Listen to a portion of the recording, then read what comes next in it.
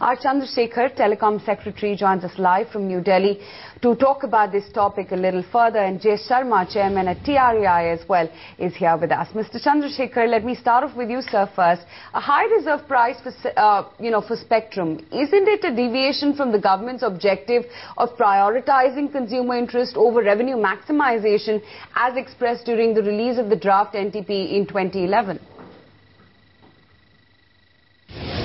Well, I think first of all, before we jump to any conclusion that it is very high or it's adequate, just looking at the number alone of the reserve price, I think it does not give us the full picture.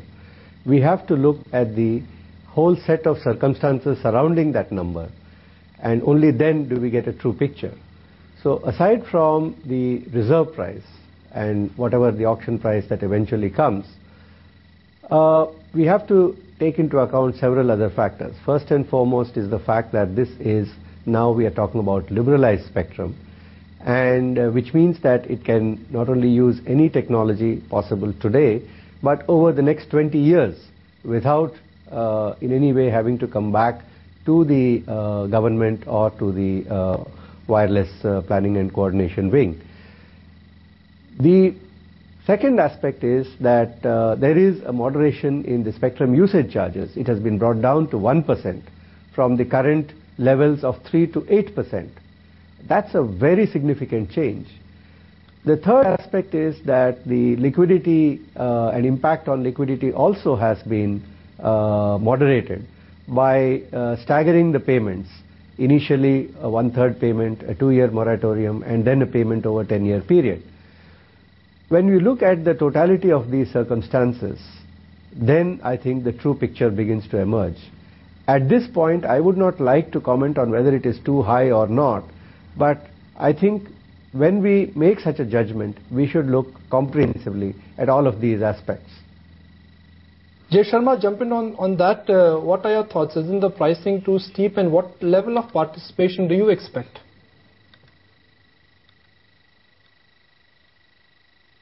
Okay, there are two questions there. Let us examine whether the price is too steep. Now, firstly, we need to find the price of spectrum, and you will agree that we need to get the full value of spectrum. Now, what is the spectrum that we are putting on the block? It's a spectrum that is liberalized. It's a spectrum that is going to be with the operator for 20 years. Therefore, it is essential that we find the value of such a spectrum.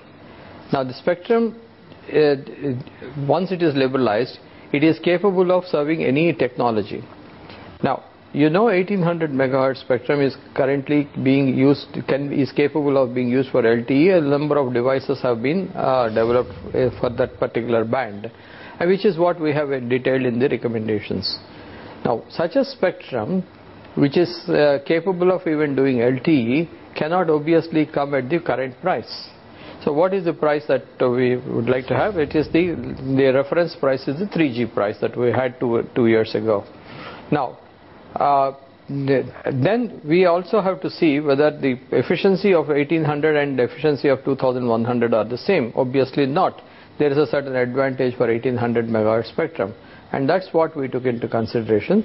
We also took into consideration slight inflation for the fact that it is 2 years since the time that spectrum was auction was held, and that's how we fixed this price. We fixed the actual price, reserve price, at 80% of that particular price that we arrived at. So I don't think the price is too steep. Now, whether there will be number of players, sufficient number of bidders or not, frankly, I think there would be. I don't see any reason why there will not be.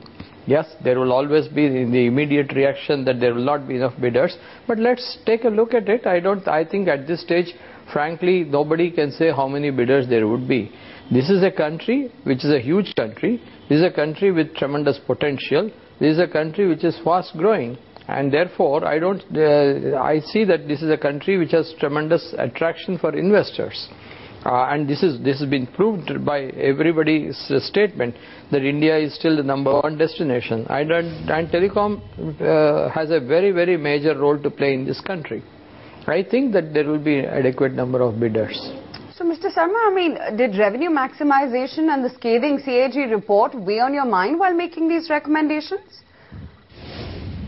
No, I don't think so. I don't understand why people should think that something was weighing on our mind. After all, this particular organization, the TRA, has a responsibility to ensure that the orderly growth of the industry takes place, the consumer is also protected. The orderly growth of the industry does not mean that they get the resources at a throwaway price.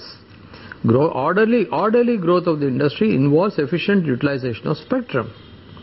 Therefore, efficient utilization of any resource will be there only when it is properly priced.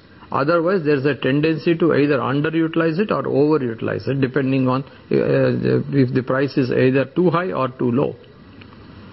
So, I think, therefore, it is not correct to state that something was weighing on our mind. I think we have taken a decision keeping various factors in view, and I think we have arrived at the right decision. Mr. Chandrasekhar, industry bodies are of the view that if these recommendations are accepted, it will become extremely difficult for industry to deliver on government's vision of affordable communication, rural penetration and rollout of data services. Is this the biggest dilemma Government of India is facing? On one hand, you have to ensure that there is no criticism for giving away cheap spectrum, and on the other hand, you have to achieve high rural penetration and keep tariffs under check. No, I think it is not a dilemma. It's a balance that has to be struck. And it's a balance that has to be struck keeping in mind all these interests. The interest of the consumer first and foremost. The second is the continued viability of the industry, which is important and without which the growth will not take place. And subject to these two, the maximization of government revenue within that parameter. It's not a single objective which outrights every other objective. So, when you look at it in this framework, I think that a balance has been attempted, and when you have to see whether the right balance has been arrived at or not, we have to keep in mind what is the current level of impact of all the different payments that need to be made. What is the current level of usage or the nature of usage that is permitted? What are the current levels of revenue potential that emanate from those uses? And then compare the two on equivalent, not an equal basis. Because we are actually trying to compare two things which are not really identical.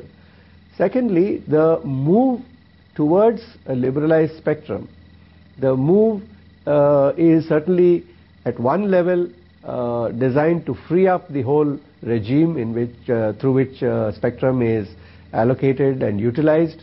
It is certainly a forward-looking measure. It sets the tone not only for this auction but also for the NTP 2012, which, as you know, is already on the anvil. So I think that the primary focus has to be on a policy environment which is stable, which is transparent and which is completely free, and which balances these interests, and within those parameters to look at what is the revenue which would be a reasonable level for the government to get, so that those interests are balanced as well. I think this is the entire equation that needs to be looked at, and we would certainly take a look at that.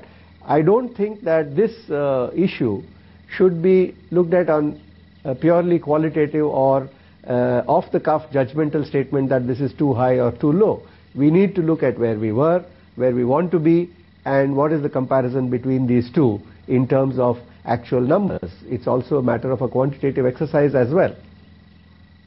Mr. Sarma, I just want to get you in on the point. Refarming will mean a huge hit on telcos, and that will really add to the worries of steep prices, and which is why perhaps, they're very unhappy. What do you want to say in your defense? Look, as far as reforming is concerned, we have already given our recommendations in May 2010. We clearly said that the reforming should be done, and we have explained why the reforming should be done. This was considered by the government and accepted by the government. The government said that they are waiting for the recommendations from the TRAI as regards the details. So that is what we have done now.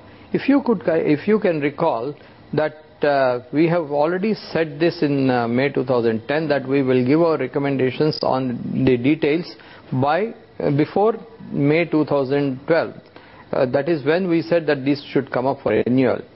You will recall that we said that the 30 months before the renewal date, 30 months before the expiry of the license, they should ask for renewal.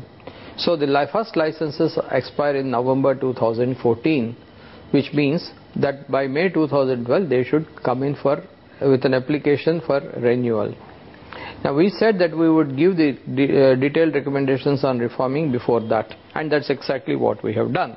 One. Secondly, the Supreme Court has stated that the TRA should keep the decisions of the central government taken in 2011 and make recommendations. Now, what was the recommendation in 2011? What was the decision in 2011? And that is that spectrum reforming is accepted in principle. It is 2012 when we asked the government what were the decisions. They sent us both the decisions, and we put this out in the consultation paper. We put the exact all the decisions taken, the entire press statements, both the press statements of 29 January 2011 and 15th February 2011. We put that as an annexure, and we drew attention to that particular fact in the main body. Now, therefore, it is not something that was unknown. Now, the rationale for reforming is very simple. These licenses, after all, the 900 megahertz spectrum was given in the beginning with those licenses, early licenses. Subsequently, only 1800 was available. Now, 900 has a huge potential. It's got a high value. Now, if 20 megahertz of spectrum at the rate of it is about nearly 1.5 lakh crore of rupees. Now, the 84% of that particular spectrum is in just among 4 people. Now, fine, they got the licenses, they got the spectrum, they got it lawfully. It's not anybody's case that they did not get it lawfully. But at the end of the day, that cannot continue forever. So we will give them at the time of renewal 1800 megahertz and then take that 900 megahertz away from them. So I'm just going to extend that point slightly further. Mr. Chandrasekhar, the TRA recommends that 900 megahertz band should be replaced by the spectrum by 1800 megahertz band. Now, what's the logic behind this? Because 900 megahertz is actually a more efficient spectrum, and 1800 will only lead to an additional capex of about 25 to 30% for existing telcos. I think when we consider this issue, we have to go a little bit deeper. The whole idea is to liberalize spectrum, take advantage of new technologies that are emerging that allow spectrum to be used more efficiently, resulting in reduction in costs of operation and through competition translating into benefits to the customers. So if you look at the current usage of 900, it's actually being used for providing 2G services. That in terms of technology implies that there is a channel size of 200 kilohertz, which does not really allow it to take advantage of technologies which can be used today. When we move to a liberalized spectrum, then obviously every band should be used for whatever technology is the most optimal at that particular point in time. Since it is difficult for government or the regulatory framework to make decisions from time to time on which technology is most appropriate, it is desirable that this is left to the market to decide. So we must take into account the fact that we are moving from a regime in which bands and technologies were straitjacketed into one in which that will no longer be the case. And if you want to do that, then you have to change the way in which these bands are being used. Instead of having channels of 200 kilohertz, a channel of 5 megahertz as a single chunk would be required. These types of adjustments are necessary. Now, when these adjustments are made, and therefore the band is capable of being used for a new technology and being used more efficiently and more for many other kinds of services, which today it may not be possible, then it's only fair that everybody has a chance to make a bid for that bandwidth, for that band and for that spectrum on an equal footing. And we also need to take note of the fact that the people who are being refarmed also have the same right that everybody else has. So it's entirely conceivable that an existing holder may actually retain the spectrum, but through an auction process and under the new terms and with the ability to use it with new technologies and for new services as well. So I think that when you look at it from that point of view, it is necessary to have a level playing field in the manner in which the resources are reoriented towards the new era, and also how they are distributed in the new environment. And that's, I think, what perhaps has been attempted. Mr. Chandrasekhar, based on the TRAI recommendations, just the hit due to refarming of 900 megahertz on Bharti and Idea alone would be as high as $13 billion. Some of the brokerages have calculated the impact of refarming, including both spectrum charges plus higher capex, opex on Bharti alone would be about 44 rupees per share, and an Idea would stand at 31 rupees per share. With this kind of impact and change in timelines, doesn't it become difficult for companies to plan their strategies going forward? I think for issues like this, one has a short-term view and perhaps a longer-term view. And I think, as the chairman TRAI has mentioned, this is a 20-year period that we are talking about.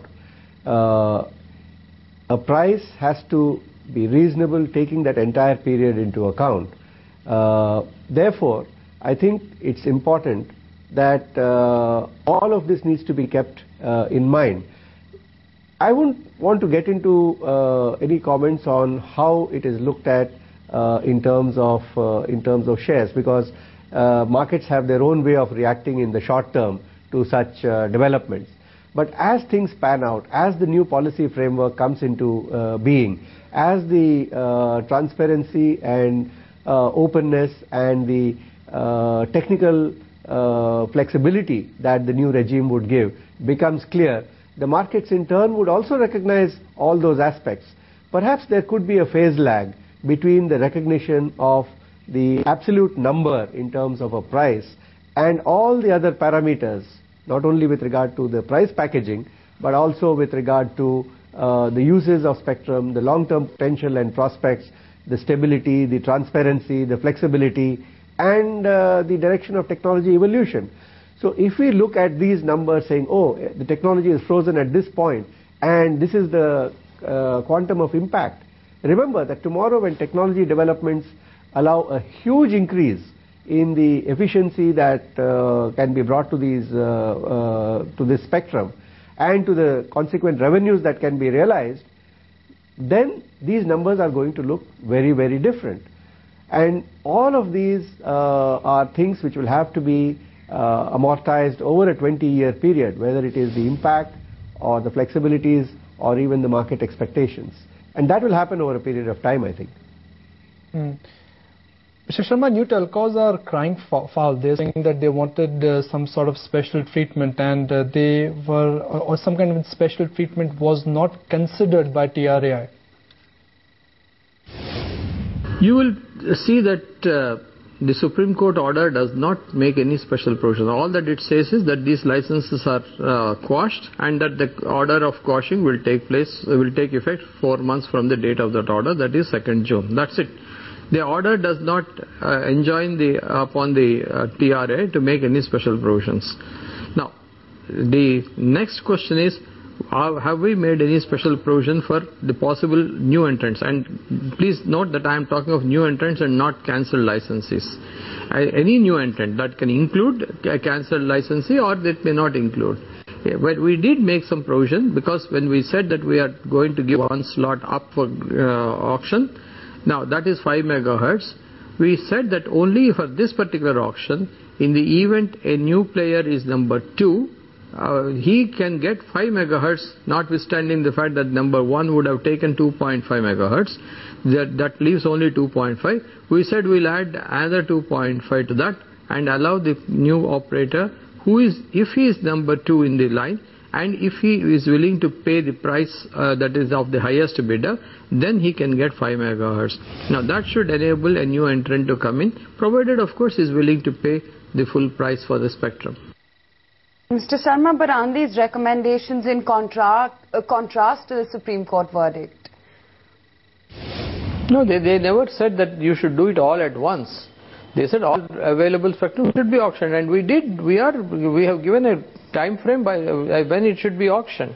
It is not, after all, there is also a certain appetite, there is also a certain amount of absorption capacity, there is also a certain amount of ability to pay. If we put all the auction tomorrow morning for, all available spectrum tomorrow morning for auction, at this price, it would come to 7 lakh crores. There is no which way that the people, any sector can pay this kind of money. So we, in one go. So we have staggered this, keeping in view various factors. I think we are perfectly in conformity with the Supreme Court order. Mr. Chandrasekhar, final question. Considering that both incumbents and new telcos are unhappy with the recommendations, if these recommendations are indeed implemented, do you think we could see a lot of legal action? Well, ultimately the question is whether we have a regime which is transparent, which gives everybody a equal opportunity and is not discriminatory. I do not think that there is anything in the recommendations which can per se be regarded as discriminatory. As far as prices are concerned, these are something which competition will settle, whether it is the tariffs to consumers or it is the price that will be paid in an auction for the spectrum. So these are matters which as long as there is sufficient competition, it will reach its own level at whatever level the industry considers viable. The job in terms of enabling regulatory environment is to ensure that it is free, liberalized, and that there is sufficient competition. And after that, let the markets do their job. And I think that that is what we will be seeing going forward, and especially with a lot of the regulatory restrictions that existed in the past regarding usage of spectrum having been removed in this process.